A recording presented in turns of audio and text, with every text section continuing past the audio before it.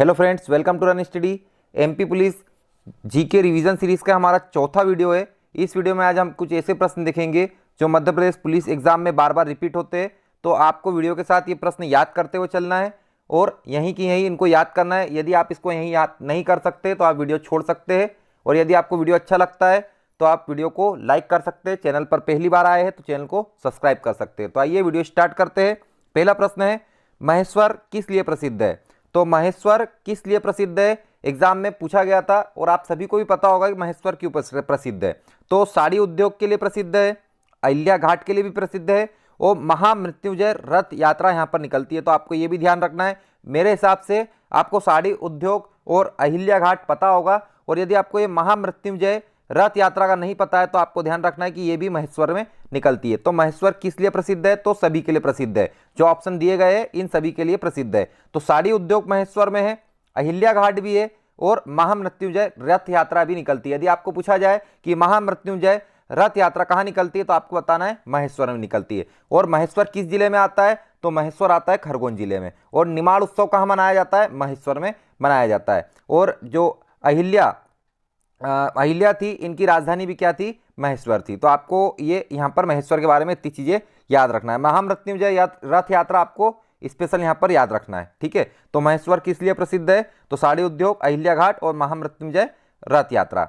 अगला प्रश्न है, चंडी देवी मेला कहाँ लगता है? सिंपल प्रश्न है, कई बार एग्जाम में रिपीट होता है। तो चंडी देवी का जो मेला है, चंडी देवी का जो मेला है ये सीधी जिले में लगता है। कहाँ लगता है? सीधी जिले में लगता है। आपको ध्यान रखना है, चंडी देवी का मेला कहाँ लगता है? सीधी जिले में लगता है। तो चंडी देवी का मेला यदि पूछा जाए तो आपको बताना है सीधी जिले में लगता है। और सीधी जिले का संभाग कौन सा है? तो रीवा संभाग में आता है। कौन सा संभाग में आता है सीधी जिला? रीवा संभाग में आता है। आपको ध्यान रखना है, चंडी देवी का मेला सीधी जिले में लगता है। और सीधी जिला कौन सा संभाग में आता है? तो ये रीवा संभाग में आता है। और चंडी देवी का मेला जो है यदि पूछा है कौन से महीने में लगता है तो मार्च अप्रैल में लगता है। कब लगता है? मार्च अप्रैल में लगता है, ठीक है। तो चंडी देवी का मेला सीधी में लगता है, मार्च अप्रैल में लगता है। अगला प्रश्न है, इकबाल पुरस्कार किस क्षेत्र में दिया जाता है? तो मध्य प्रदेश में एक पुरस्कार दिया जाता है, इसका नाम है इकबाल पुरस्कार। कौन सा पुरस्कार है? इकबाल पुरस्कार। तो इकबाल पुरस्कार कौन से क्षेत्र में दिया जाता है? तो रचनात्मक उर्दू लेखन के क्षेत्र में दिया जाता है। तो आपको ध्यान रखना है, इकबाल पुरस्कार किस क्षेत्र में दिया जाता है? रचनात्मक उर्दू लेखन के क्षेत्र में दिया जाता है। तो अब बात होती है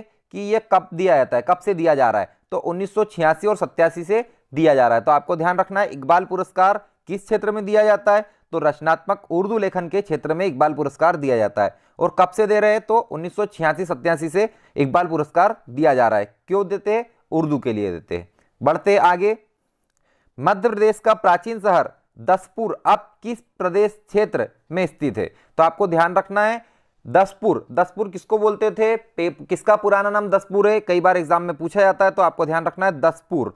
दसपुर जब भी आपको दिखे तो आपको मंदसौर दिखना चाहिए। क्या दिखना चाहिए? मंदसौर। तो दसपुर किसका पुराना नाम है? तो मंदसौर का पुराना नाम है। तो आपको ध्यान रखना है, दसपुर किसका पुराना नाम है? तो मंदसौर का पुराना नाम है। आपको ये चीज ध्यान रखना है। मंदसौर कौन से संभाग में आता है? आपको कमेंट करके बताना है। मंदसौर कौन से संभाग में आता है? आपको कमेंट करके जल्दी से बताना है। तो दसपुर किसका पुराना नाम है? तो ये मंदसौर का पुराना नाम है। आपको एक और चीज ध्यान रखना है, यदि दसार्ण बोले, क्या बोले? दसार्ण, तो आपको विदिशा बोलना है। दसार्ण बोले तो आपको क्या बोलना है? विदिशा। दसार्ण किसका पुराना नाम है? विदिशा का।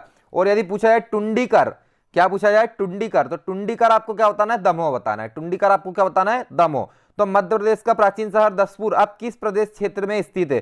तो मंदसौर में। दसपुर कहाँ है? मंदसौर में। किसका पुराना नाम है? मंदसौर का पुराना नाम दसपुर है। दसार्ण किसका है? विदिशा का है। दसार्ण किसका है? विदिशा का है। आपको यही याद करना है, टुंडीकर मतलब दमोह। बढ़ते आगे, मध्य प्रदेश की संगीत राजधानी किस शहर को बोला जाता है? ठीक है, बड़ा सिंपल प्रश्न है, जो भी तैयारी कर रहा है इसका उत्तर उसको पता होना चाहिए। तो मध्य प्रदेश की संगीत राजधानी किसको बोलते हैं? तो संगीत राजधानी मैहर को बोला जाता है। किसको बोला जाता है? मैहर को बोला जाता है। तो मध्य प्रदेश में संगीत राजधानी किसको बोला जाता है? मैहर को बोला जाता है। मैहर कहां पर है? कौन से जिले में है मैहर? तो मैहर सतना जिले में आता है। कहां आता है? सतना जिले में आता है।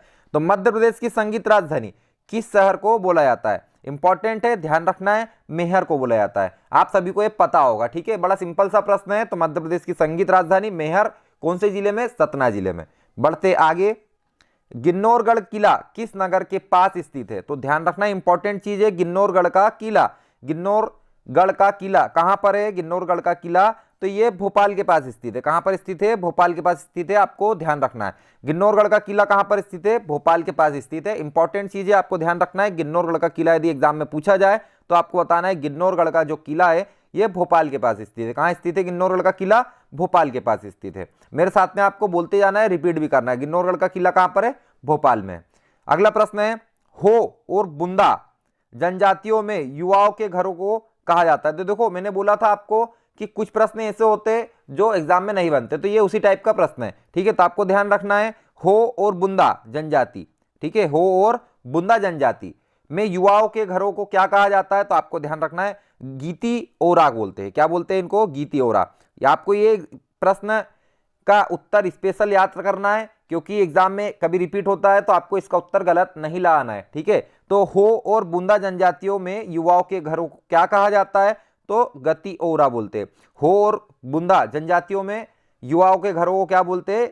गीती ओरा। क्या बोलते हैं? गीती ओरा बोलते हैं। इसको अच्छे से याद कर लो। अगला प्रश्न है, नर्मदा बचाओ आंदोलन निम्न के साथ जुड़ा हुआ है। तो नर्मदा बचाओ आंदोलन जो है, नर्मदा बचाओ आंदोलन, ये किसके साथ जुड़ा हुआ है? आपको बताना। इंपॉर्टेंट प्रश्न है, बड़ा सिंपल सा है। नर्मदा बचाओ आंदोलन मेधा पाटकर के साथ जुड़ा हुआ है। किसके साथ जुड़ा हुआ है? मेधा पाटकर। ठीक है, तो नर्मदा बचाओ आंदोलन किसके साथ जुड़ा है? मेधा पाटकर के साथ जुड़ा हुआ है, आपको ध्यान रखना है। ठीक है, नर्मदा बचाओ आंदोलन यदि पूछा जाए तो मेधा पाटकर आपको याद आना चाहिए। अगला प्रश्न है, ग्वालियर का पूरा नाम है। ठीक है, ग्वालियर का पुराना नाम है, लिखा हुआ है। ठीक है, ग्वालियर का पुराना नाम क्या है? तो इंपॉर्टेंट है, आपको पता होना चाहिए ग्वालियर का पुराना नाम क्या है। तो ग्वालियर की यदि बात करें तो ग्वालियर का पुराना नाम है गोपगिरी। क्या है? गोपगिरी। ग्वालियर का पुराना नाम क्या है? गोपगिरी। आपको ध्यान रखना है। तो ग्वालियर का जो पुराना नाम है क्या है? गोपगिरी है। आपको ध्यान रखना है विदिशा का पुराना नाम मैंने अभी बताया था आपको, दसार्ण है। क्या है? दसार्ण है। यदि विदिशा का एक और पुराना नाम यदि आपको एग्जाम में पूछा जाता है तो उसका नाम है आलमगीरपुर।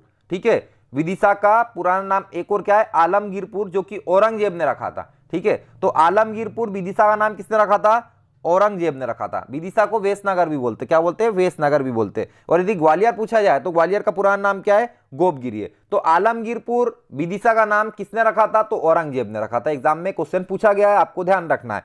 तो ग्वालियर का पुराना नाम क्या है? गोपगिरी है। बढ़ते हैं आगे। मध्य प्रदेश की सबसे पवित्र नदी है। तो मध्य प्रदेश की सबसे पवित्र नदी यदि आपको पूछा जाए तो भैया मध्य प्रदेश की सबसे पवित्र नदी कौन सी है? तो नर्मदा नदी है। कौन सी नदी है? नर्मदा नदी है। आपको ध्यान रखना है। नर्मदा नदी की लंबाई है 1312 किलोमीटर। 1312 किलोमीटर आपको ध्यान रखना है। 1312 किलोमीटर नर्मदा नदी की कुल लंबाई है। ठीक है, मध्य प्रदेश में कितनी है? तो 1077। ठीक है, मध्य प्रदेश में 1077 किलोमीटर है नर्मदा की कुल लंबाई। ठीक है, मध्य प्रदेश के अंदर 1077 और पूरी नर्मदा की लंबाई यदि पूछा जाए तो 1312। ठीक है, 1077 मध्य प्रदेश में और पूरी लंबाई 1312 किलोमीटर। ठीक है, और नर्मदा का नाभि स्थल किसको बोलते हैं? नेमावर को बोलते हैं। नर्मदा का नाभि स्थल यदि आपको पूछा जाए तो किसको कहते हैं? नेमावर को कहते हैं। नर्मदा का नाभि स्थल किसे कहेंगे? नेमावर को कहेंगे। आपको ये चीज ध्यान रखना है। तो सबसे पवित्र नदी हमारी कौन सी है? नर्मदा है। बढ़ते आगे। विक्रम अवार्ड दिया जाता है। तो भाई विक्रम अवार्ड किसको देते हैं? तो इंपॉर्टेंट प्रश्न है, आपको ध्यान रखना है। विक्रम अवार्ड के बारे में पूछा है कि भाई किसको दे रहे हैं, तो आपको ध्यान रखना है ये राज्य के वरिष्ठ खिलाड़ी को देते हैं। किसको देते हैं? राज्य के वरिष्ठ खिलाड़ी को विक्रम अवार्ड दिया जाता है। तो विक्रम अवार्ड किसको दिया जाता है? राज्य के वरिष्ठ खिलाड़ी को दिया जाता है। आपको चीज ध्यान रखना है। विक्रम अवार्ड किसको देंगे? राज्य के वरिष्ठ खिलाड़ी को देंगे विक्रम अवार्ड। अगला है 2011 की जनगणना के अनुसार मध्य प्रदेश की महिला साक्षरता, 2011 की जनगणना के अनुसार मध्य प्रदेश की महिला साक्षरता कितनी है? तो ये आपको बताना है 59.8। ध्यान रखना है 59.8 मध्य प्रदेश की महिला साक्षरता दर है। ठीक है, तो महिला साक्षरता मध्य प्रदेश में कितनी है? तो 59.8। ठीक है, 59.8 आपको ध्यान रखना है मध्य प्रदेश में महिला साक्षरता। इसको ध्यान रखना क्योंकि एग्जाम में इस प्रकार के प्रश्न पूछे जाते हैं। तो 2011 की जनगणना के अनुसार मध्य प्रदेश की महिला साक्षरता कितनी है? तो ये 59.8% है। ठीक है, बढ़ते आगे। बालाघाट नगर किस नदी पर स्थित है? बालाघाट नगर किस नदी पर स्थित है आपको बताना है। तो बालाघाट, ठीक है, बालाघाट कौन सी नदी के तट पर बसा हुआ है? तो आपको ध्यान रखना है वेनगंगा। कौन सी नदी? वेनगंगा। तो बालाघाट किस नदी पर स्थित है? तो बालाघाट वेनगंगा पर स्थित है। बालाघाट कौन सी नदी पर स्थित है? वेनगंगा पर स्थित है। आपको चीज ध्यान में रखना है। व्यापम के प्रश्न है पुराने जो एग्जाम में पूछे गए। ठीक है, उसके हिसाब से हम लोग उत्तर दे रहे हैं। ठीक है, तो बालाघाट नगर किस नदी पर स्थित है? वेनगंगा पर स्थित है। बढ़ते अगले प्रश्न की ओर। मध्य प्रदेश राज्य जैव विविधता बोर्ड निम्न में से कौन से नगर में स्थित? तो ध्यान रखना इस प्रकार के प्रश्न पूछे जाते हैं, मुख्यालय पूछे जाते हैं। तो राज्य जैव विविधता बोर्ड के बारे में यदि बात करें, मध्य प्रदेश राज्य जैव विविधता बोर्ड, मध्य प्रदेश राज्य जैव विविधता बोर्ड ये कहां पर है? तो ये भोपाल में। कहां पर है ये जैव विविधता बोर्ड? कहां पर है मध्य प्रदेश का? तो भोपाल में। तो मध्य प्रदेश का जैव विविधता बोर्ड कहां पर है? तो ये भोपाल में। आपको चीज ध्यान रखना है। अगला प्रश्न है, मध्य प्रदेश के किस जिले में अनुसूचित जाति की संख्या का प्रतिशत सबसे ज्यादा है? तो ध्यान रखना प्रतिशत के बारे में पूछा हुआ है और व्यापम का प्रश्न है, आपको ध्यान रखना इस प्रकार के प्रश्न रिपीट होते हैं। तो मध्य प्रदेश के किस जिले में अनुसूचित जाति की जनसंख्या का प्रतिशत सबसे ज्यादा है? यदि प्रतिशत पूछता है, ठीक है, अनुसूचित जाति, ठीक है, अनुसूचित जाति मतलब एससी और एससी शेड्यूल कास्ट के बारे में यदि उनका प्रतिशत पूछे तो आपको बताना है सबसे ज्यादा कहां पर है? तो ये दतिया में। तो आपको बताना है मध्य प्रदेश के किस जिले में अनुसूचित जाति की जनसंख्या का प्रतिशत सबसे ज्यादा है? तो ये दतिया जिले में। ठीक है, तो अनुसूचित जाति की जनसंख्या का प्रतिशत कहां मिलेगा ज्यादा? तो दतिया जिले में मिलेगा। और संख्या के हिसाब से देखा जाए, संख्या के हिसाब से कि सबसे ज्यादा अनुसूचित जाति की संख्या, ठीक है, अनुसूचित जाति की संख्या सबसे ज्यादा कहां पर है? तो ये उज्जैन में। ठीक है, यहां पे प्रतिशत बोला तो हमको बताना है दतिया। यदि ये संख्या की बात करता कि सबसे ज्यादा जनसंख्या कहां पर है तो हम बताते हैं उज्जैन की। ठीक है, आगे बढ़ते हैं। निम्नलिखित संस्कृत कवियों में से कौन से मध्य प्रदेश से संबंधित नहीं है? इंपॉर्टेंट प्रश्न है, एग्जाम में पूछा गया है कि निम्नलिखित संस्कृत कवियों में से मध्य प्रदेश से कौन से संबंधित नहीं है? तो देखो, भवभूति मध्य प्रदेश के है, कालिदास मध्य प्रदेश के, मंडन मिश्रा भी मध्य प्रदेश के। तो कल्लन जो है ये मध्य प्रदेश के नहीं है। कल्लन क्या है? मध्य प्रदेश के नहीं है। कल्लन कहां के? तो कल्लन है कश्मीर के। ठीक है, कल्लन कहां के? कश्मीर के। कश्मीर के इतिहास के बारे में इन्होंने लिखा है। इनकी पुस्तक का नाम है राजतरंगिणी। क्या नाम है इनकी पुस्तक का? राजतरंगिणी। एग्जाम में पूछा जाता है, मध्य प्रदेश के एग्जाम में खासकर पूछा जाता है कि राजतरंगिणी पुस्तक किसकी है? तो कल्लन की है। राजतरंगिणी पुस्तक किसकी है? कल्लन की है। तो आपको ध्यान रखना है कल्लन कहां से संबंधित है? कश्मीर से संबंधित है। इसकी किताब का नाम क्या है? तो राजतरंगिणी। आपको ये चीज ध्यान रखनी है। अगले प्रश्न की ओर बढ़ते हैं।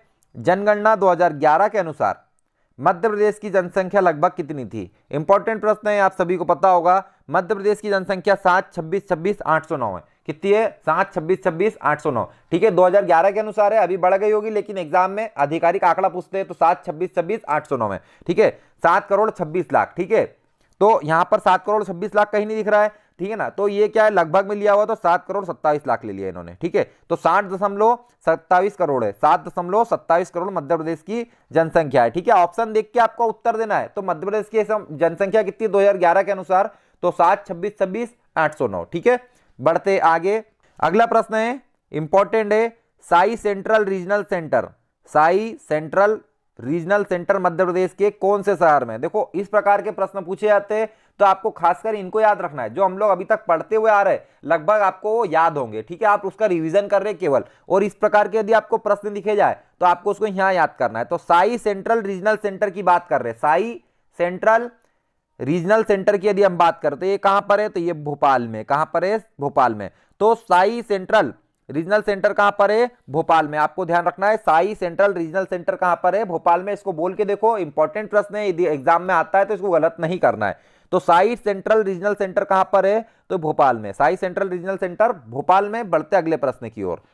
बरगी परियोजना का नाम क्या है? तो बरगी परियोजना का नाम क्या है? तो आपको ध्यान रखना है बरगी परियोजना। बरगी परियोजना का नाम क्या है? तो आपको बताना है रानी अवंतीबाई लोधी सागर। क्या है? रानी अवंतीबाई लोधी सागर।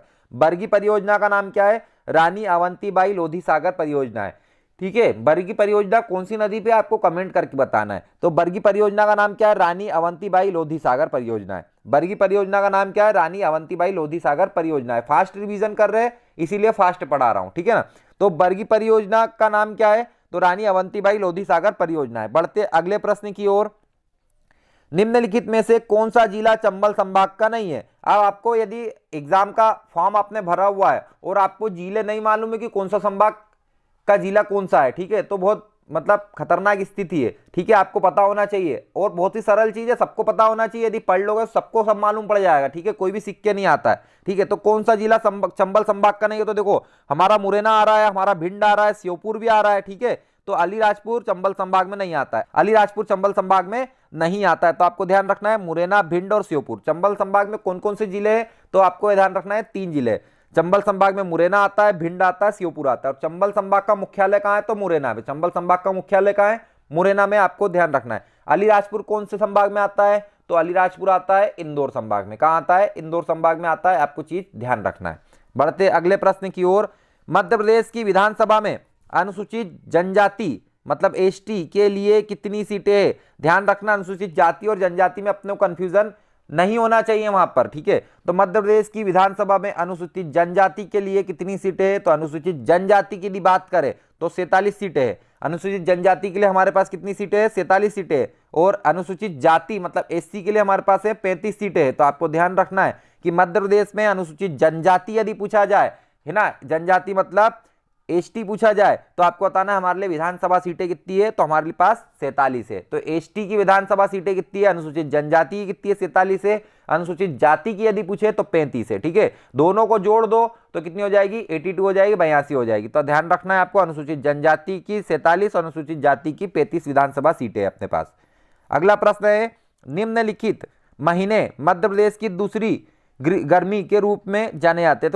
तो कौन से महीने को मध्य प्रदेश में दूसरी गर्मी के रूप में जाना जाता है? बड़ा सिंपल सा प्रश्न है, आपको ध्यान रखना है। तो सितंबर अक्टूबर को द्वितीय ग्रीष्म ऋतु के रूप में जाना जाता है। तो आपको ध्यान रखना है दूसरी गर्मी के रूप में किसको जाना जाता है? तो सितंबर अक्टूबर को दूसरी गर्मी के रूप में मध्य प्रदेश में जाना जाता है। ये इंपॉर्टेंट प्रश्न है, आपको ध्यान रखना है। तो सितंबर अक्टूबर को दूसरी गर्मी के रूप में जाना जाता है। अगला प्रश्न है, भोपाल के अब्दुल लतीफ खान एक विख्यात थे। इंपॉर्टेंट प्रश्न है, ये प्रश्न पे हम लोग थोड़ा जोर देंगे, यहां पर इसको याद करेंगे। तो भोपाल के अब्दुल लतीफ खान, भोपाल के अब्दुल लतीफ खान, आपको ध्यान रखना है कि ये किससे संबंधित है, क्यों प्रसिद्ध है? तो अब्दुल लतीफ खान है सारंगी वादक। क्या है? सारंगी वादक। ध्यान रखो, आंखों में छाप लेना, अब्दुल लतीफ खान कभी पूछा जाए तो आपको सारंगी वादक दिखना चाहिए।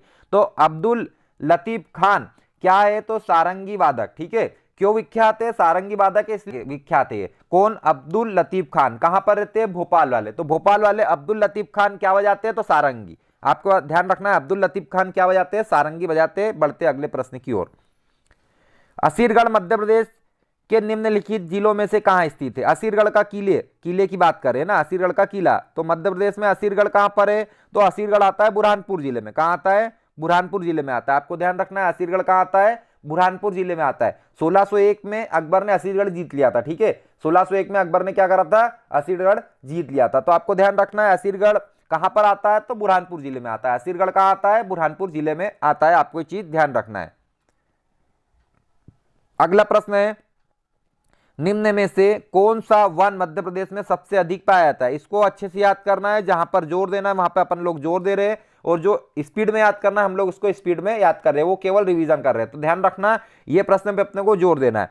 तो निम्न में से कौन सा वन मध्य प्रदेश में सबसे अधिक पाया जाता है? तो किस प्रकार का वन मिलता है, ये कंफ्यूजन इसमें होता है। तो आपको ध्यान रखना है, उष्ण कटिबंधीय तो मिल रहे हैं सभी जगह, सभी ऑप्शन में देखने को मिल रहा है। तो शुष्क पर्णपाती वन, आपको ध्यान रखना है, शुष्क पर्णपाती वन मध्य प्रदेश में मिलते हैं। कौन से वाले? उष्ण कटिबंधीय शुष्क पर्णपाती। किस प्रकार के वन मध्य प्रदेश में सबसे ज्यादा मिलते हैं? तो शुष्क पर्णपाती वन मिलते हैं। किस प्रकार के? शुष्क पर्णपाती वन मिलते हैं। उष्ण कटिबंधीय शुष्क पर्णपाती वन मध्य प्रदेश में अधिक पाया जाता है। तो ये इंपॉर्टेंट चीज है, यदि एग्जाम में आए तो आपको गलत नहीं लगाना है। शुष्क पर्णपाती वन, और वो भी कैसे वाले? उष्ण कटिबंधीय। बढ़ते अगले प्रश्न की ओर। निम्न में से कौन सी महिला लोक माता के नाम से प्रसिद्ध है? तो लोक माता के नाम से कौन सी महिला प्रसिद्ध है मध्य प्रदेश में? तो अहिल्याबाई होलकर। कौन सी माता? लोक माता। अहिल्याबाई होलकर लोक माता नाम से प्रसिद्ध है, आपको ध्यान रखना है। तो निम्न में से कौन सी महिला लोक माता के नाम से प्रसिद्ध है? तो अहिल्याबाई होलकर, ठीक है। बढ़ते अगले प्रश्न की ओर। मध्य प्रदेश में सुरमा उत्पादन किस जिले में होता है? तो आपको ध्यान रखना है, सुरमा उत्पादन की यदि बात करें, सुरमा उत्पादन इंपॉर्टेंट प्रश्न है, छोटे मोटे प्रश्न एग्जाम में पूछे जाते हैं। तो सुरमा उत्पादन के लिए प्रसिद्ध जिला है जबलपुर। सुरमा उत्पादन के लिए प्रसिद्ध जिला कौन सा है? जबलपुर। आपको ये चीज ध्यान रखना है। तो सुरमा उत्पादन के लिए प्रसिद्ध जिला कौन सा है? जबलपुर। आपको चीज ध्यान रखना है, सुरमा उत्पादन मतलब जबलपुर। बढ़ते अगले प्रश्न की ओर। मध्य प्रदेश सरकार द्वारा उज्जैन में निम्नलिखित में से कौन सा समारोह मनाया जाता है? तो इंपॉर्टेंट प्रश्न है, उज्जैन में कौन सा समारोह मनाया जाता है? तो आपको ध्यान रखना है भैया, कालिदास समारोह मनाया जाता है उज्जैन में। कौन सा समारोह मनाया जाता है? कालिदास समारोह। तो कालिदास समारोह का यदि पूछा जाए आपसे कि कहां मनाया जाता है, तो उज्जैन में मनाया जाता है। कालिदास समारोह कहां मनाया जाता है? उज्जैन में मनाया जाता है। आपको चीज ध्यान रखना है।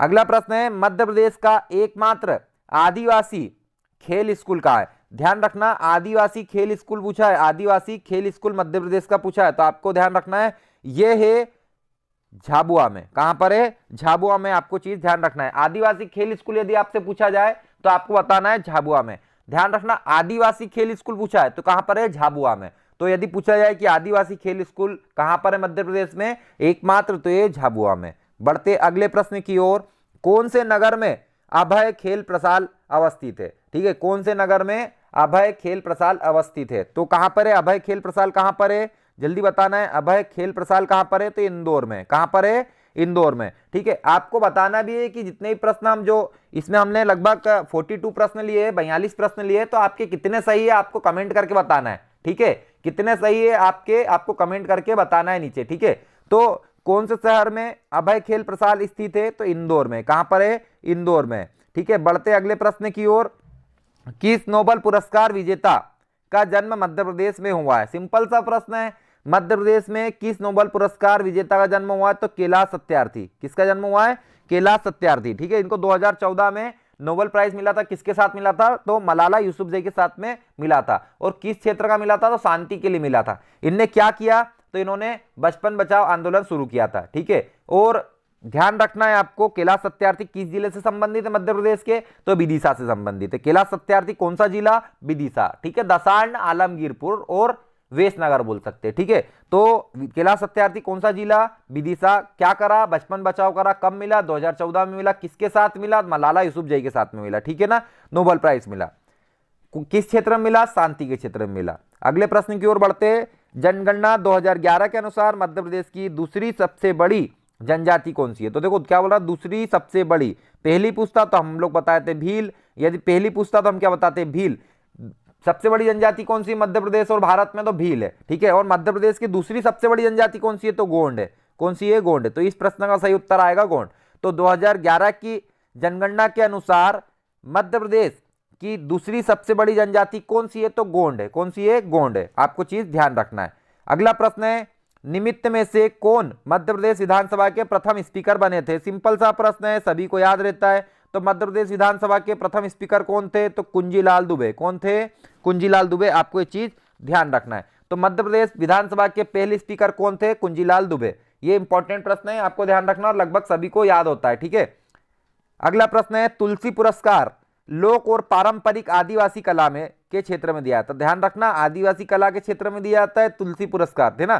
तो तुलसी पुरस्कार लोक पारंपरिक आदिवासी कला क्षेत्र में दिया जाता है। यह पुरस्कार कब स्थापित किया गया था? कब से दे रहे हैं? तो तुलसी पुरस्कार जो कि लोक पारंपरिक आदिवासी कला में दिया जाता है, ये कब से दे रहे हैं? तो आपको ध्यान रखना है 83-84 से दे रहे हैं। इंपॉर्टेंट प्रश्न है, कई बार पूछा जाता है, इस पर लोड देना थोड़ा सा। तुलसी पुरस्कार यदि पूछा है तो 1983-84 में स्टार्ट किया गया था। ठीक है, और क्या लोक पारंपरिक आदिवासी कला में दिया जाता है तुलसी पुरस्कार 1983-84 से दिया जा रहा है। मेरे साथ में भी रिपीट करते चलना है आपको कि तुलसी पुरस्कार कब से दे रहे हैं? तो 83-84 से दे रहे। कब से दे रहे हैं? 83-84 से दे रहे। बढ़ते अगले प्रश्न की ओर, निम्न लिखित नदियों में से कौन सी यमुना में नहीं मिलती? तो भैया यमुना में कौन सी नदी नहीं मिलती आपको पता होना चाहिए। तो केन का पानी यमुना में डालते हैं। बेतवा कहाँ जाती है? तो बेतवा भी यमुना में जाती है। चंबल भी कहाँ जाती है? यमुना में जाती है। लेकिन ये जो सोन नदी है, ये सोन नदी अमरकंटक से निकलती है। ठीक है, उत्तर प्रदेश और बिहार होते हुए ये पटना जाती है। कहाँ जाती है? पटना जाती है। और पटना में कहां पर मिलती है? तो ये दीनापुर पहाड़ी के पास गंगा नदी में मिलती है। तो सोन कहां मिल रही है? गंगा नदी में मिल रही है। तो आपको ध्यान रखना, सोन की लंबाई कितनी है? तो 780 किलोमीटर है। आपको ये भी चीज ध्यान रखना है। ठीक है, सोन की लंबाई कितनी है? 780 किलोमीटर है। और कहां पर मिलती है? पटना में गंगा नदी में मिलती है। तो केन का पानी यमुना में डालेंगे, बेतवा का भी यमुना में डालेंगे, चंबल का भी यमुना में डालेंगे। लेकिन सोन कहां पर मिल रही है? तो सोन कहां मिल रही है? पटना में गंगा नदी से मिल रही है। कहां मिल रही है? पटना में गंगा नदी से मिल रही है।